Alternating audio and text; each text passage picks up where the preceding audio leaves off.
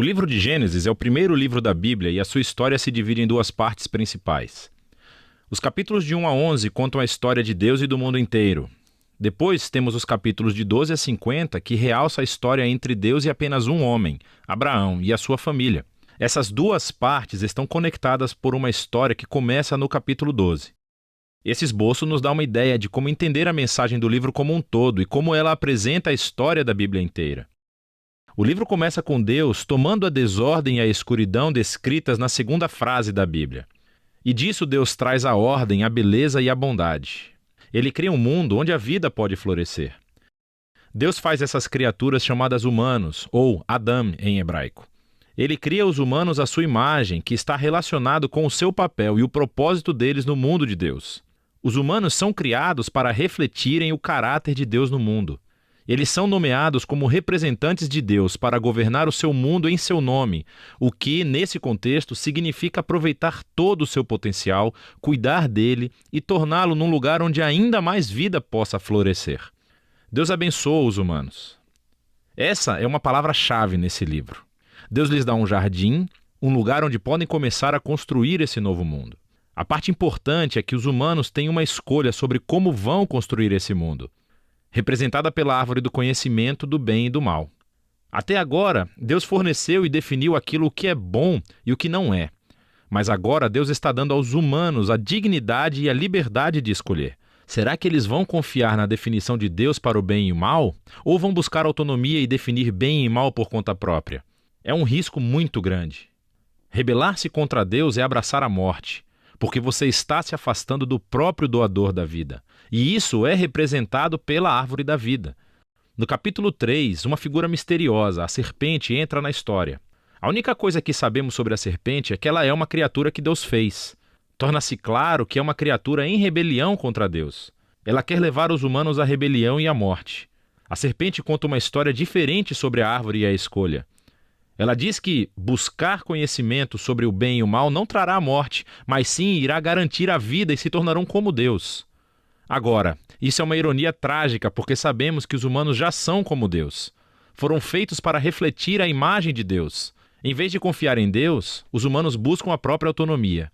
Eles escolhem o conhecimento do bem e do mal para si e, instantaneamente, toda a história fica fora de controle. A primeira perda acontece nas relações humanas. E, de repente, o homem e a mulher entendem o quão são vulneráveis. Eles não podem nem confiar um no outro. Eles fazem roupas e se escondem um do outro. A segunda perda acontece na intimidade entre Deus e os humanos. Eles correm e se escondem de Deus. Quando Deus os encontra, eles começam um jogo de culpar um ao outro sobre quem iniciou essa rebelião. E nesse momento a história para. Há uma série de poemas curtos nos quais Deus declara, primeiro para a serpente e depois para os humanos, as consequências trágicas dos seus atos. Deus primeiro diz à serpente que, apesar da sua vitória aparente, ela está destinada à derrota e a comer poeira. Deus promete que um dia uma semente, ou seja, um descendente, virá da mulher e dará um golpe letal na cabeça da serpente. O que parece uma ótima notícia, mas essa vitória terá um custo, pois a serpente também dará um golpe letal no calcanhar do descendente, enquanto está sendo esmagada. A promessa desse guerreiro ferido é misteriosa. Mas no fluxo da história até então, você vê isso como um ato de graça de Deus. Os humanos acabaram de se rebelar. E o que Deus faz? Ele promete resgatá-los. Mas isso não elimina as consequências das decisões do ser humano. Deus informa que agora os aspectos da sua vida conjunta, tanto na vida em casa como no trabalho, serão cheios de tristeza e dor por causa da sua rebeldia, o que levará à morte.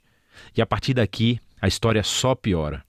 Os capítulos 3 a 11 traçam o efeito crescente da rebelião e das relações humanas fraturadas em todos os níveis.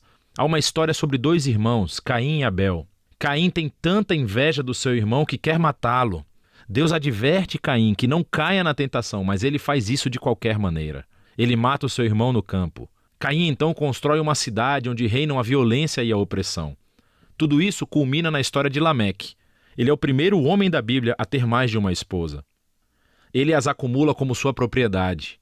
E entoa uma breve canção sobre como ele é ainda mais violento e vingativo do que Caim. Depois disso, temos uma história estranha sobre os filhos de Deus, que poderia se referir a seres angelicais do mal ou aos antigos reis que alegavam descender dos deuses.